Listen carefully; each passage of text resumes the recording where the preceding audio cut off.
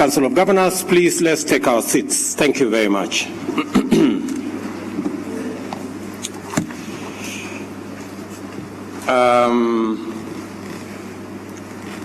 Your Excellencies, members of Diplomatic Corps, governors, senators, members of parliament, CSS, PSS, members of independent institutions, members of the body of county speakers, and members of the county assemblies present, distinguished delegates, good afternoon. Hamjambo.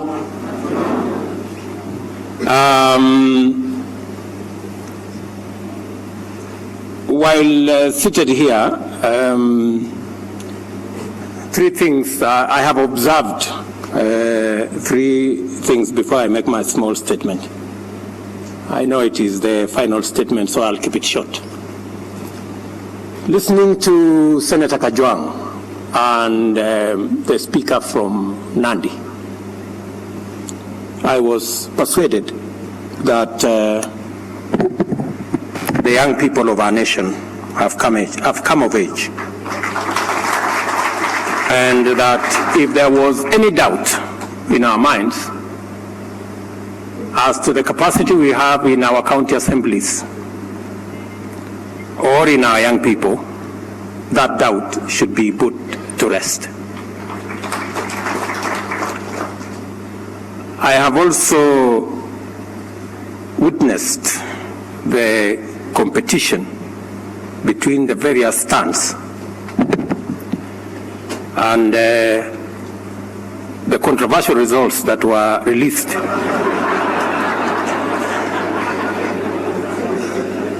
because I had Kirinyaga County dispute the results. But because we are Democrats, there was no manenos, and that is as it should be. Let us respect the decision of the judges. And lastly, I had the petition by Kibuda Kibwana about a second generation handshake, which was seconded by the Speaker of the Senate. And I thought it was a conspiracy to deny me the right of reply.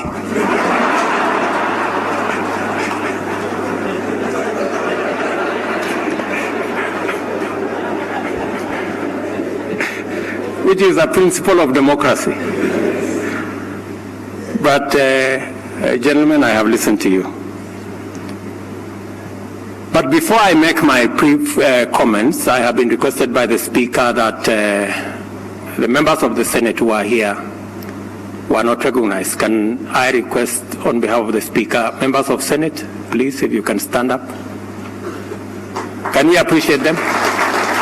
Thank you very much. Thank you very much.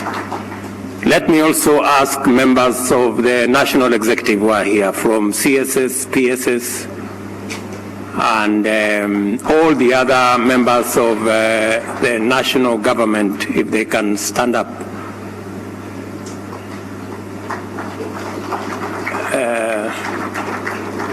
Governor Paranya, you can see there are more than 40. Thank you very much. You may take your seats. Let me also request members of our independent offices and constitutional commissions to stand up. I'm told, yes. Can we clap for them? Thank you very much, good people. Asanteni sana. And maybe I should, I think it's only MCAs from Kirinyaga that were recognized. Can we ask speakers and MCAs from the rest of the country to stand up so that we can appreciate them as well? Members of county assemblies, wonderful. Tuwapige makofi. Asanteni sana. This is the 6th year since the devolution train left the station on a one-way journey to an inclusive, just, equitable, and united Kenya. The journey we have traveled has provided us with opportunity to draw necessary lessons and accumulate sufficient experience to better manage our devolution project. The devolution program is young enough to be flexible to accommodate lessons learned, but old enough to expand the array of possibilities on harnessing its benefits. We are slowly but surely gathering a body of local expertise, knowledgeable leaders and technocrats on the workings of devolved governments, management of devolution challenges, and the balance required for intergovernmental relations. The success story, the success year on year of the management of successive devolution conferences is a clear testimony that we are getting better. The single most important principle of the 2010 Constitution is no doubt devolution. The success of our devolution project is printed all over the map of Kenya. Mandera, as has been said, the farthest and remotest part of Kenya, today has cesarean section baths being carried out, and the once dusty town roads are now paved.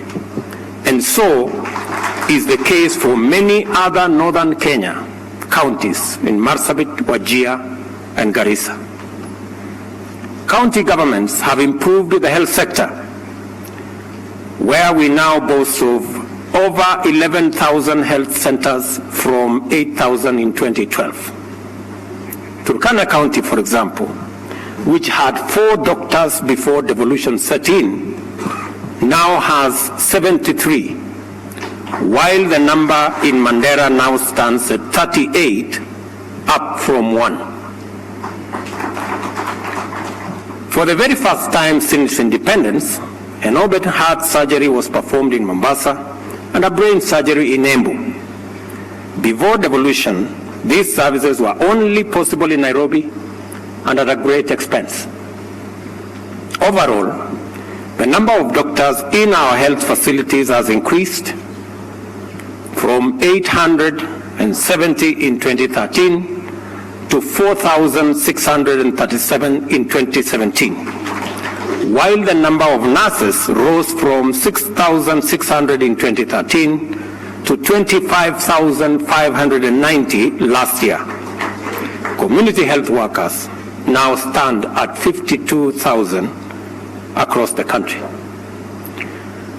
Makueni is successfully implementing a model of universal health program that is benefiting hundreds of thousands of people in that county. Uasin Gishu County has found an innovative program to expand opportunities for thousands of young people in Tibet to learn and access paid internship as an excellent starting point to managing youth unemployment. Narok and other counties have invested heavily in civil works equipment to construct, rehabilitate, and make county roads usable, benefiting thousands of farmers and other county entrepreneurs. Your Excellencies, distinguished delegates, these successes in different aspects of devolved functions and in different counties confirm the devolution success story. To complement the efforts of county governments, the national government has embarked on an aggressive rollout of major trunk roads in the country to connect various counties. The construction of the 602-kilometer Eldoret-Kitale-Kapenguria-Nakadok road all the way to the border of South Sudan is now 20% done. This road links 5 counties. Part of the 704-kilometer Isiolo-Modogash-Wajir-Elwak-Ramo-Mandera road is under construction, while the remaining sections are under procurement. These will connect the expansive counties of Isiolo, Garissa, Wajir, and Mandera. 530-kilometer Lamu-Garissa-Isiolo road is under procurement, while sections of the 200-kilometer Malindi-Mombasa-Lunga road are under construction. The remaining sections will undergo dualling and will connect Kilifi, Mombasa, and Kwale all the way to Vanga in our Tanzania border. To reduce the pressure on ferry services between Mombasa and Kwale, the contract for the construction of the Mombasa Southern Bypass from Mwache to Dongo Kundu to Kibundani, complete with a 2.8-kilometer bridge, has now been awarded and construction will begin shortly. To eliminate huge traffic jams and to connect Nairobi, Kiambu, Murang'a, and Nyeri counties, preparations for the dualling of the 84-kilometer Thika Canal Marua Road is at an advanced stage. The 176-kilometer Isabania Kisii Ahero Road is well underway and will connect Migori, Kisii, Homa Bay, and Kisumu counties. The first ever construction of the 180-kilometer dual toll road from Nairobi, Nakuru to Mau Summit is in the final stages of procurement, while the Isiolo-Marala-Lokichar link is under discussion with development partners. This, ladies and gentlemen, is in addition to the thousands of kilometers of paved road under construction in all our counties. Excellencies, distinguished delegates. Further, in the spirit of Article 185 of the Constitution, urging the national and county governments to work in collaboration and consultation, we have collaborated in equipping the county hospitals, and together we are piloting on our universal health coverage program in the first 4 counties with an ultimate objective of a national rollout. The collaboration between the national and county governments is now seamless, productive, and beneficial. An area that I seek to point out of the Big Four agenda that offers tremendous potential for transformative collaboration between national and county governments is found in the housing pillar. The development framework, guidelines, and regulations that will govern the housing fund, recently approved by Cabinet, is before Parliament. It is noteworthy that county governments are also laying ground to embark on this program. 24 counties have already signed MOUs with the national government on delivery of affordable housing, while 5 of these counties have actually identified land on which the housing units will be developed and are in the process of alienating the same in preparation for the rollout. Kakamega County is a case in point. We have received an overwhelming response from strategic partners, including developers, financiers, contractors, and investors. Preliminary assessment indicate that applicants are able to commit up to 2.6 trillion to finance and construct over 1 million affordable housing, not just in Nairobi, but in all the other counties that are willing to partner with us in this effort.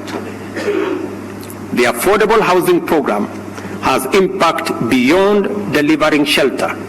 It has huge socio-economic benefits. This investment and activities will increase the GDP considerably and grow the construction sector by 14%. It is projected that it will create between 3 and 5 direct jobs and 8 indirect jobs per house constructed. This is another opportunity for national and county governments to excel in collaboration. I urge county governments to seize this opportunity, especially given that the national government has released 11.1 billion to counties for spatial planning, infrastructure improvement, and capacity building. There is great incentive for counties to scale up their capacity to implement this program by institutionalizing affordable housing, fast-tracking planning, and alienation of land, while strengthening public education and engaging the private sector. I look forward to reports of progress and success stories at the next devolution conference.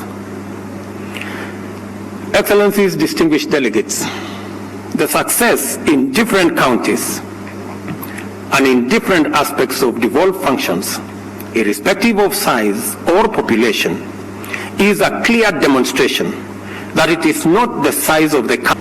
Despite its size, Laikipia County has, through innovation and technology, enrolled 62% of its residents, the highest in the country at the moment, under the NHIF program. Kwale has creatively rolled out the most comprehensive secondary and university bursary program, benefiting thousands of needy students in a county that had the highest school dropout rates in the country. Ladies and gentlemen, the success and future of devolution, therefore, is not going to be determined by size or population, but rather by creative, innovative, and visionary leadership. The debate about size, groupings, and mergers is a treacherous anti-devolution narrative that is simplistic, retrogressive, and seeks to reverse the hard-earned gains of our reform endeavor. In fact, it is a sly attempt to sneak a selfish, self-preservationist agenda into the national conversation with the aim of derailing the country from the development trajectory. Excellencies, ladies and gentlemen, 4 days ago, the summit that brings together the leadership of the national and county governments was taken through the financial reality of the cost of government by the Salaries and Remuneration Commission. Information available to the summit showed that 52% of revenue ends up in salaries and wages, while another close to 30% is gobbled up by recurrent expenditure, leaving less than 20% for our development initiatives. In the face of this harsh and stark reality, suggestions for the creation of other layers of government and bureaucracy is reckless. It is actually pedestrian and outrightly thoughtless. The only plausible discussion, in my very honest opinion, should be how to operationalize ward development funds as a way of entrenching devolution to the villages. The future of our great nation, just like the success of devolution, is going to be determined by creative, innovative, bold, and visionary leadership.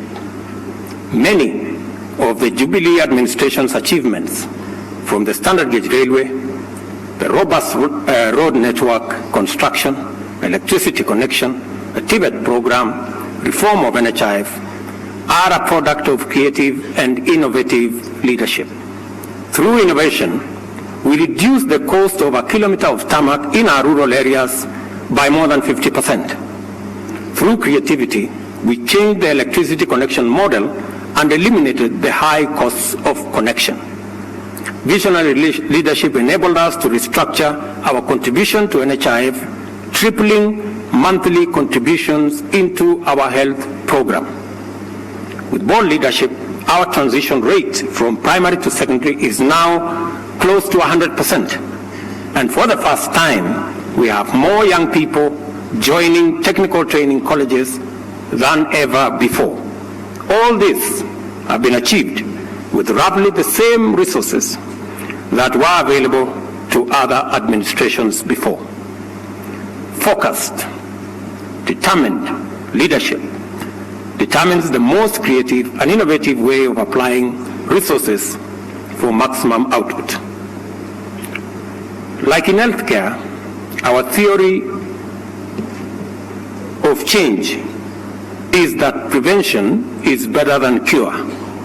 Transparency, thus, is the handmaiden of accountability.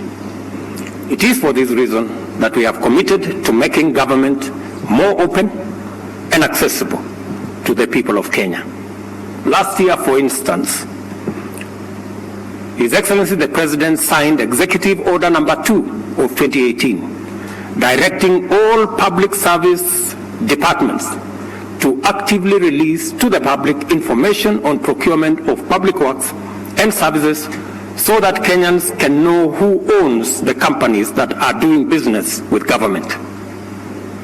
Over the last 3 years, my office has provided leadership to the Open Government Partnership Platform in Kenya.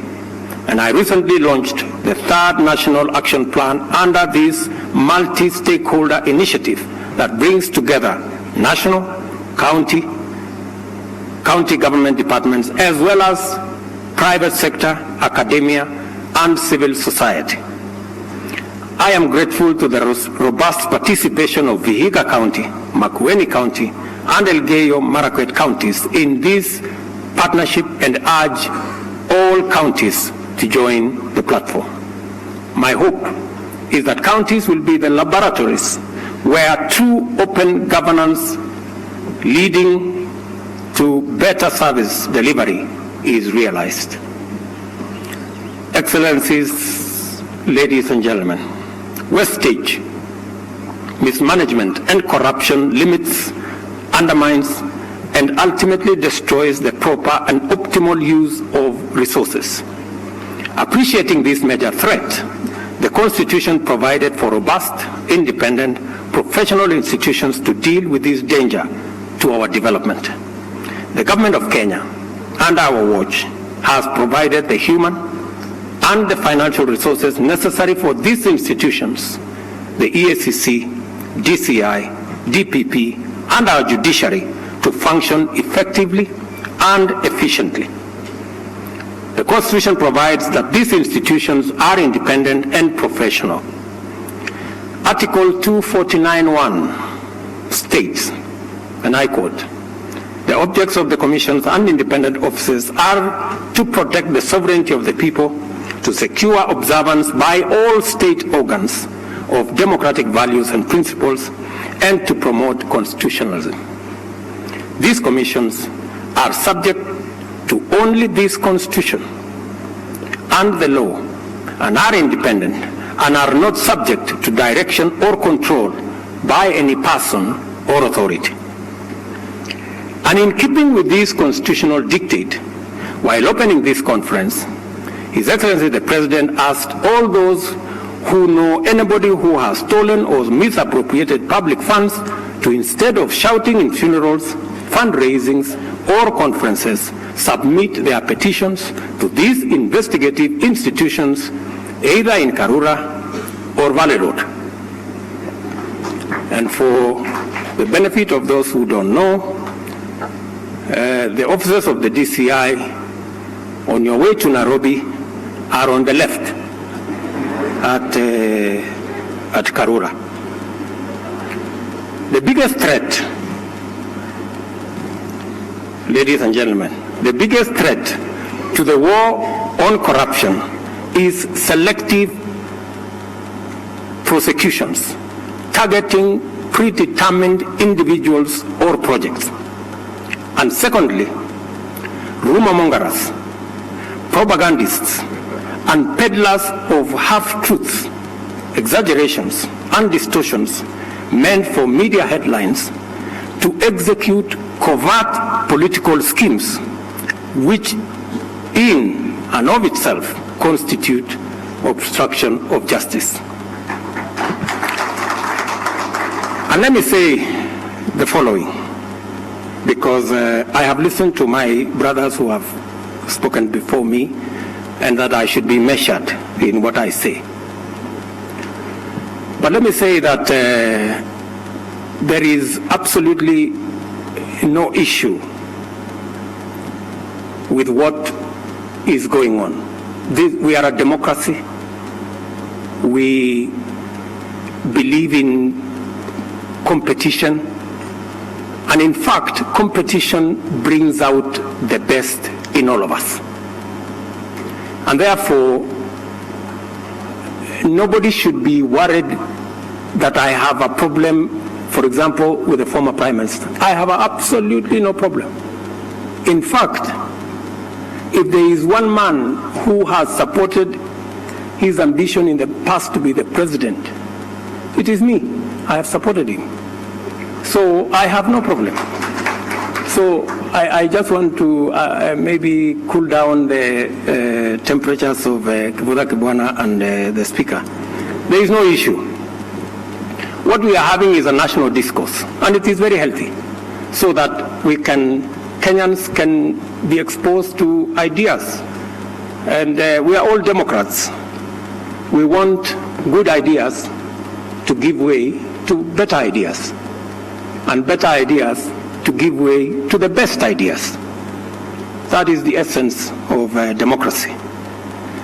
I know yesterday the former Prime Minister asked some legitimate questions about matters to do with dams and what my interest is in the dams, and why I know all the figures in these dams. It's a legitimate I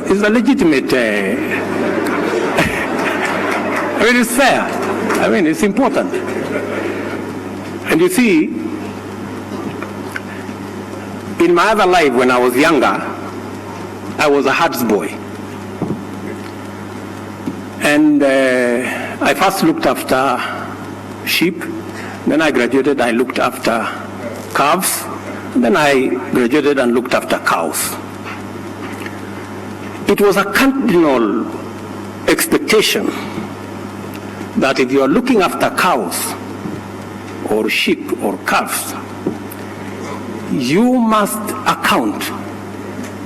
You must know which cow is sick. And when you bring the cows home or the sheep home in the evening, you must know the number. So, in keeping with that old principle of my herds boy life, as Deputy President of the Republic of Kenya, yes, I have an interest in the construction of the dams, a major interest, because with Uhuru Kenyatta, we put 57 dams to be constructed over the next 5 years in the manifesto of the Jubilee Party. So it is not a parachute. The fact that we are discussing construction of dams is not an accident. And I have an interest. So anybody asking what is the interest? I have an interest. It is the manifesto of Jubilee, number one. Number two, apart from roads and electricity, the third largest enabler of our development proposal in our manifesto and in the Big Four is water. Whether you are looking at health, a major component of health challenges comes from water that is unfit for human consumption, people who consume dirty water with waterborne diseases and many of the other things. Therefore, the provision of clean drinking water is a major component that will cause us to succeed in our Big Four. And secondly, the matter of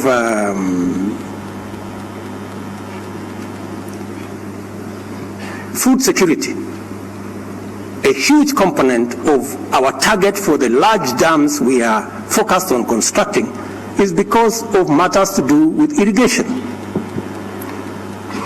So I want to settle my interest in the construction of the dams in that manner.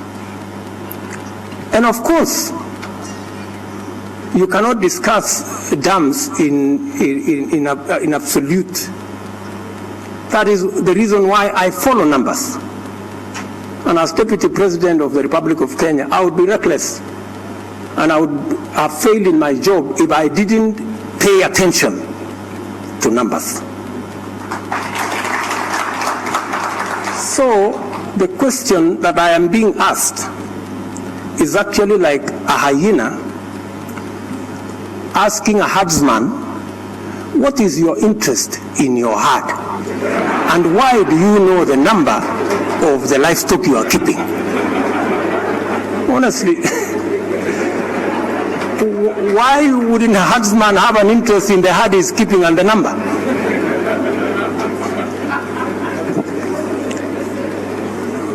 Number two, let me also say the following. Another issue that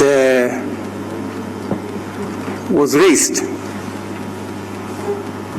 and you will forgive me, whoever is moderating, Bwana Speaker, you know, although you moderate debate, there is a principle called right of reply sometimes. And it's just a fair democratic principle. Now, there is also the whole mix of this man stole this, that man stole the other, and that kind of thing. Now, najua hii Kenya iko na maneno, and we are a very interesting people, because in the last election, you said your competitor stole the Eurobond. Now you are accusing the person you perceive to be your future competitor as stealing money from dams. And if you are asked, sasa mkubwa, hii evidence utapeleka Karura ama pale EACC, unasema hapana, mimi nilipigiwa, najua nyinyi ni wezi kwa sababu nilipigiwa simu na Baba Mtakatifu. And I was called by the Pope. Really? Wewe ulipigiwa simu na Pope? Kweli? Kenya. It only happens in Kenya.